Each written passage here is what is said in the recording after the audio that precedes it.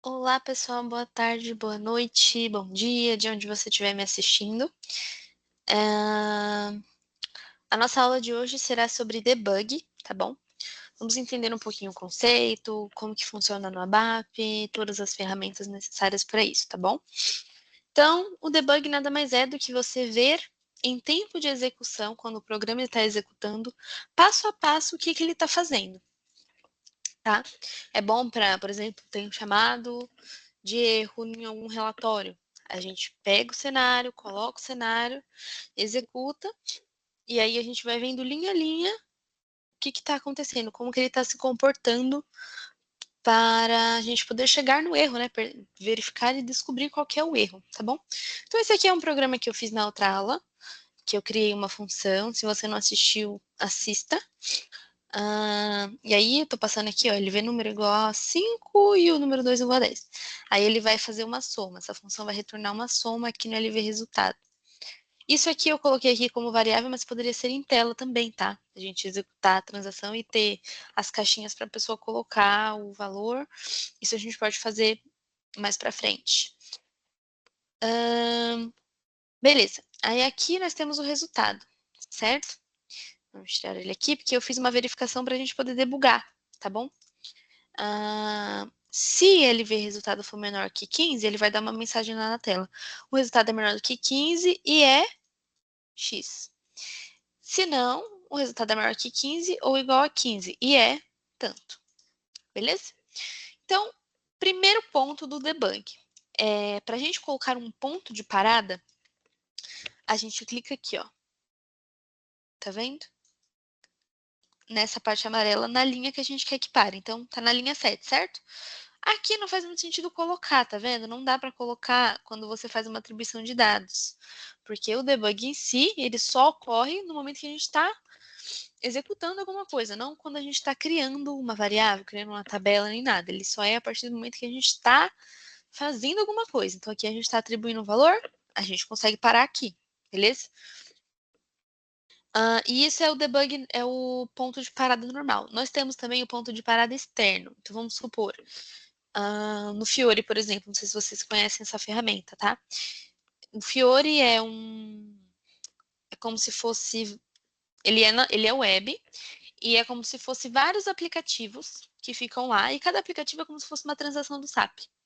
Não é toda empresa que tem, né? Mas muitas empresas estão aderindo isso hoje. Então, vamos supor, ele é na web, e ele cai aqui no SAP em algum momento, ele cai aqui na lógica do SAP. Aí a gente precisaria colocar um ponto de parada externo.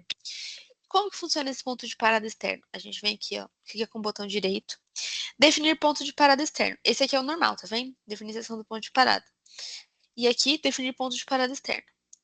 Aí, beleza, ele definiu um ponto de parada externo.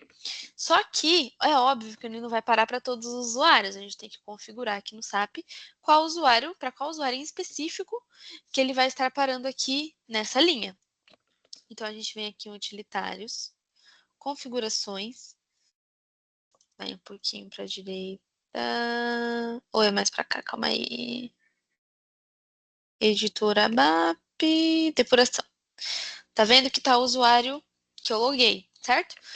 Beleza, se esse usuário estiver lá no Fiori, por exemplo, e eu estiver rodando alguma coisa lá, que tenha que cair aqui no SAP, tá certinho, a gente coloca aqui. Mas se eu quero trocar, é só trocar o usuário aqui e salvar, tá bom? Aí ele cairia aqui. Vou tirar porque não é o caso, tá? Aí clica de novo, eliminar ponto de parada externo, e esse aqui é o normal. Beleza, então vamos voltar.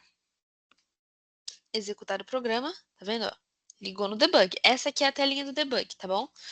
Aí aqui tem desktop 1, cada um é uma forma de visualizar, tá? Eu prefiro sempre o desktop 3, que tem uma visão mais geral aqui, eu acho. Aí aqui tem as variáveis, que a gente pode ir acompanhando aqui. Então, por exemplo, dá 2 cliques aqui, ó, ele vai mostrar o que a variável está carregando. Tá no 0 ainda, porque a gente ainda não passou pela linha. Quando a gente passar, aí ele vai carregar. Então, beleza. Aí nós temos os comandos no nosso teclado, e cada um indica uma coisa. Nós sempre usamos F5, F6, F7 e F8. O F5 é para ele ir linha a linha mesmo. Então, apertei F5, ele foi para a próxima linha. Beleza? Não carregou ainda, tá vendo? Ele só carrega quando saio dessa linha. Então, ainda tá zerado. Vou dar mais um F5, carregou o 10 aqui, tá vendo? Você também pode mudar, se você quiser, ó, vir aqui, ó, em tempo de execução mesmo, e colocar, sei lá, 50, e dar um Enter, entendeu? Para fazer testes, por exemplo, a BAP faz muito isso. O F7 é para você sair. Então, vamos supor, eu vou voltar para a próxima coisa. Então, eu saí do Z. Tá vendo que aqui é tudo standard, né? Então, ele tá... Eu vou dando F7 até ele chegar no final da execução aqui, tá vendo? Ele vai indo linha a linha, esse F7. Ele sai do Z, do nosso programa Z, vai para os programas de tela para poder chamar essa tela aqui e dar o resultado para gente. Perfeito? Então, ok, deu aqui, né? O resultado é maior do que 15 ou igual a 15 e é 55. Perfeito. Vamos voltar. E aí agora eu vou mostrar para vocês as outras formas. Então, o F5 vai linha a linha, tô dando F5 aqui, beleza? O F7, ele sai do programa, então ele vai para o próximo, certo? Até acabar a execução, um a um. Vai programa a programa. O F6, ele pula instruções. Então, por exemplo, se eu dar um F5 aqui, tá vendo que eu tô na linha da função, né? Se eu der um F5 aqui, ele vai entrar na função. Ó, F5. Aí ele é aquela funçãozinha que a gente fez. Então aí a gente tá aqui, ó. Beleza.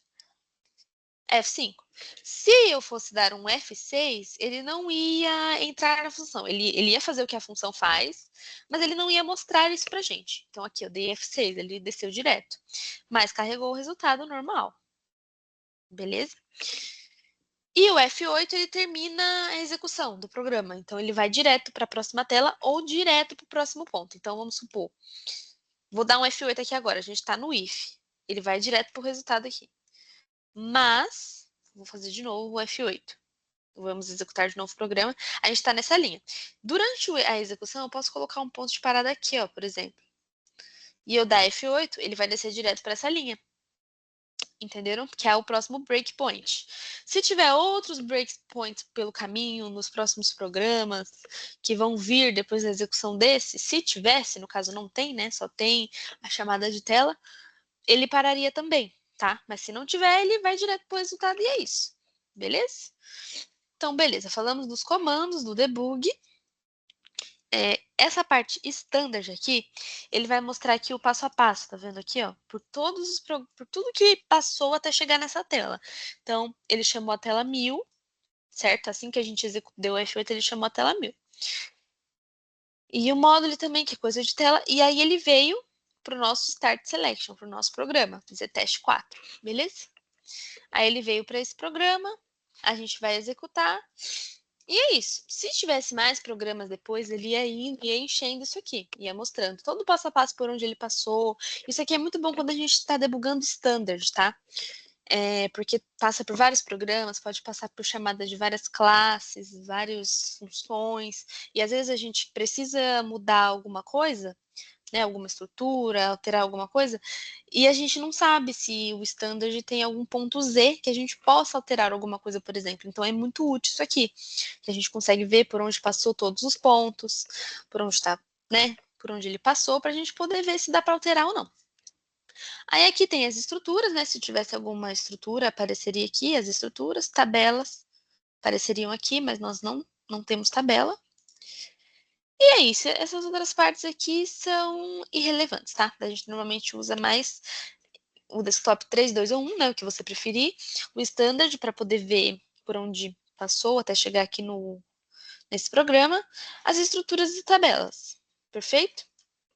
Então, tá certo. Aqui a gente consegue ver as variáveis, né? Conforme eu disse, ó, dá 2 cliques e você consegue ver a variável carregada aqui na direita. Tá bom, pessoal? Eu acho que dessa parte aqui, Z, é isso, tá? Aqui em cima a gente também tem, caso você esteja com um problema na sua tecla, enfim, ó, o F5, o F6, o F7 e o F8.